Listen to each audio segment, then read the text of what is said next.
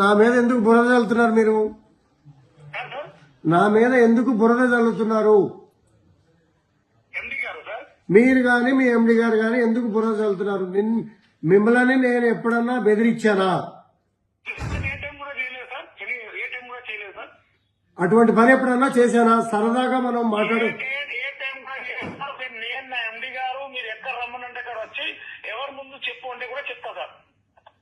ఎప్పుడన్నా అటు RC discussion అన్నా కనీసం మనం ఎప్పుడైనా చేసుకున్నామా? నేను మరి ఇంటికి పిలిపించి ఎమ్మెల్యే గారు బెదిరించాడని చెప్పి కృష్ణారావు గారు చెప్తున్నాడు.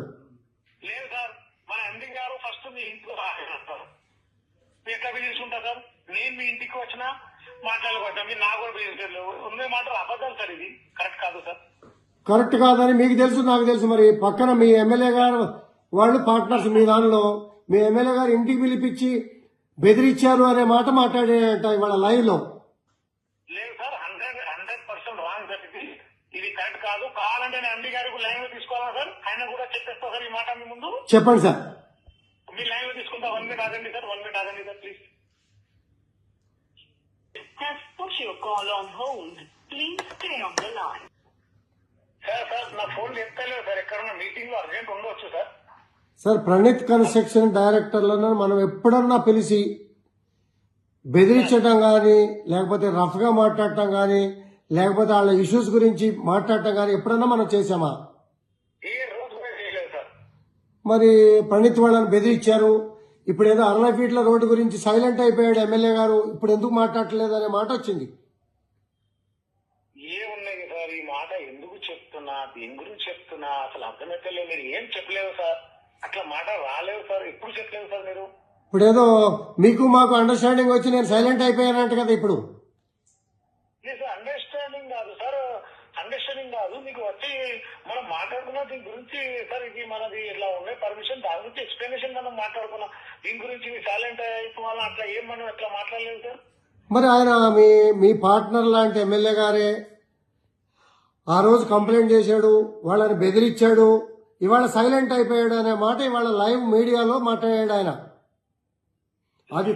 అది తప్ప ఒప్ప అనే విషయం మీరు చెప్పాలి.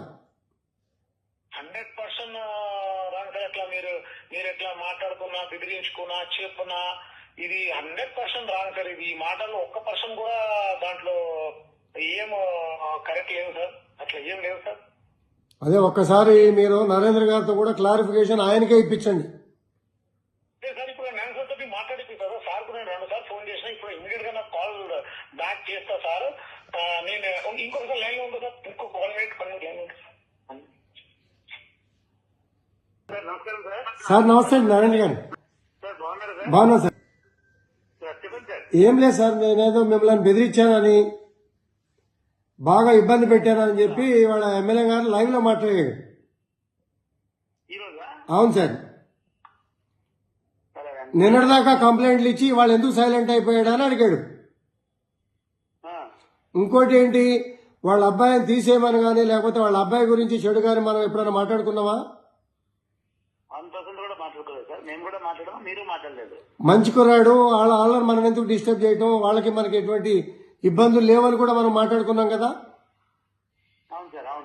అటువంటిది మా అబ్బాయిని నిందించాడు. మా అబ్బాయి ఉంటున్నటువంటి డైరెక్టర్ గా ఉంటున్నటువంటి కంపెనీ ఓనర్లను పిలిచి ఇంటికి పిలిపించి బెదిరించాడు. నిన్నటిదాకా కంప్లైంట్లు ఇచ్చాడు, ఇవాళ సైలెంట్ అయిపోయాడు అనే మాట లైవ్ లో మాట్లాడాడు అన్ని ఛానల్స్ లో. విన్నారా సార్? చాలా అన్యాయం సార్ ఆయన చెప్పడము సార్. అంటే ఆయన ఏంటి ఇప్పుడు వాళ్ళ అబ్బాయి బయటికి పోయినాక రెచ్చగొట్టి నువ్వు కంప్లైంట్ చేయాలని అంటున్నాడా?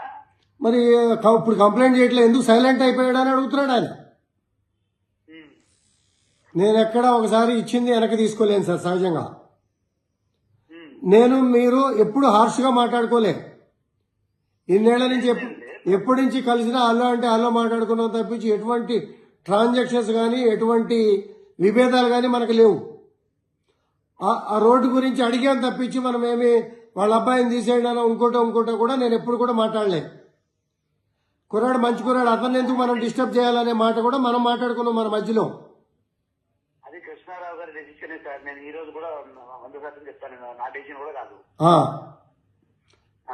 డెసిజనే వాళ్ళ అబ్బాయిని బయటకు తీసుకెళ్ళాలి అనేది. అది వాళ్ళ ఇష్టం సార్, అది మన ఇంట్రెస్ట్ కాదు కదా. నేనేదో మిమ్మల్ని బెదిరించి ఆయనను పంపినట్టుగా ఆయనను బయటకు పంపించినట్టుగా అదేమి కాదు, 100% అది కాదు. మీరు బెదిరించినారనేది నేనేమి ఆయన చెప్పలేదు, ఆయనకు నేను నాతో చెప్పలేదు. ప్రతి రోజుకు ఒక్కోసారి ఆయన ఏదో ప్రెస్ మీట్ ఏదైనా పెట్టినంటే దీన్ని ఎట్లా చేయాలని చెప్పండి, మీరు నేను ఏం చేయాలో చెప్పండి సార్. లేదు అసలు ఎంతవరకు కరెక్ట్ అనేది, ఎందుకంటే మీ పార్ట్నర్గా, ఎందుకంటే మీ పార్ట్నర్గా ఎంతవరకు ఈ రకంగా మాట్లాడటం ఎంతవరకు కరెక్ట్ అనేది కూడా మీకు తెలియాలి కదా సార్. అదే ఉద్దేశంతో నేను మీకు చేశాను. నాకు అర్థమవుతుంది సార్. సార్ ఆయన సొంత రీజన్స్ తో రిజైన్ చేశాడు, సార్. సొంత కారణాలు. ఆ విషయాలు వేరు సార్. అసలు ఆయన బయటకు పోమనే ఆలోచన ఇంకోటి నేను ఎప్పుడు మాట్లాడలేదు కదా సార్. లేదండి, మీరు ఎప్పుడు అనలేదు, దానికి సంబంధం కూడా లేదు సార్.